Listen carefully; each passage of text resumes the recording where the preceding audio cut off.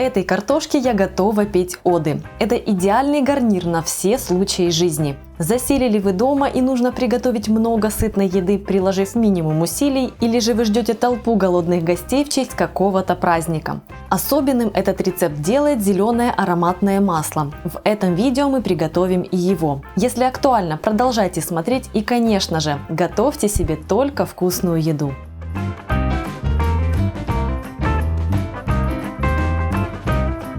Я готовлю этот гарнир на все праздники, причем делаю это уже неосознанно. Посудите сами, готовится просто и не хлопотно, любят все и с удовольствием едят, а если остается, удобно разогревать. Изюминка моего рецепта – это масло, с которым я подаю свою печеную картошку. Оно очень яркое, очень ароматное, очень пикантное.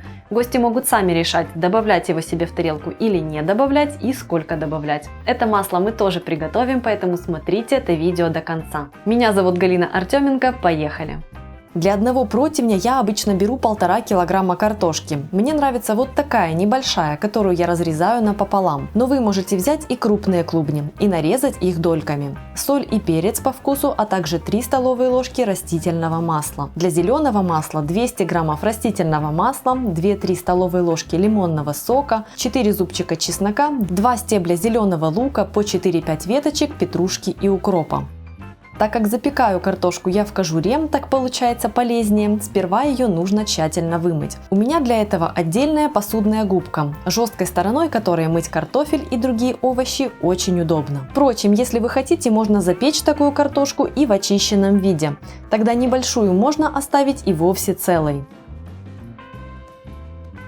Теперь нарежьте картофель, я разрезаю напополам, крупные клубни нарежьте дольками. Опа, плохая, в утиль.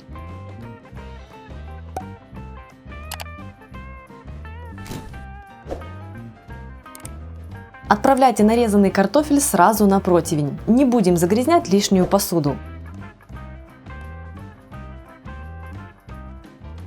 Итак, щедро приправьте картошку солью и перцем по своему вкусу. Влейте растительное масло и перемешайте картофель, чтобы масло равномерно покрыло каждый кусочек. Картошка возьмет столько масла, сколько нужно, а лишнее будет оставаться на противне. При этом именно благодаря маслу, которое поднимет температуру приготовления в сравнении с запеканием без ничего, картошечка получится такой румяной и приготовится быстрее. Распределите картошку по противню в один слой с небольшими промежутками, чтобы горячий воздух свободно прогуливался между кусочками и делал магию. Пеките картошку в духовке при 200 градусах. Мне нравится использовать режим конвекции. Длительность запекания зависит от размера кусочков. Готовьте до мягкости внутри и румяной корочки снаружи. В процессе приготовления картошку я не перемешиваю, чтобы не нарушать корочку.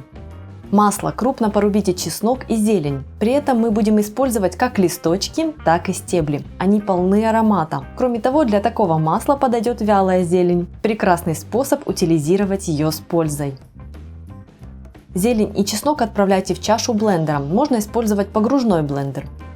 Выжмите к зелени лимонный сок. Он сохранит яркий цвет масла. Вы можете запросто хранить неиспользованное масло в холодильнике в течение недели, и оно не потеряет цвет. Влейте растительное масло к зелени и приступайте к измельчению.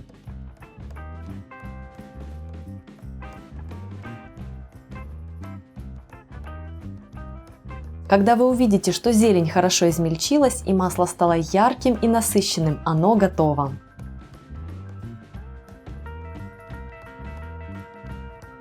Такое масло я не процеживаю через сито, в отличие от масла из ролика с салатными заправками. Мне нравится вся эта мякоть. Если вы хотите, можете процедить его. Картошка запеклась, моя приготовилась за 40 минут. Подавайте картошку сразу с противня и пускай каждый сам поливает ее зеленым маслом. Под действием температуры эфирные масла чеснока и зелени начнут активно источать ароматы. Но кто же тут устоит? Ставьте лайк, если это видео вам понравилось, заглядывайте в инфобокс за вкусными ссылками, подписывайтесь, нажимайте на колокольчик. Меня зовут Галина Артеменко, и это канал «Жизнь вкусная».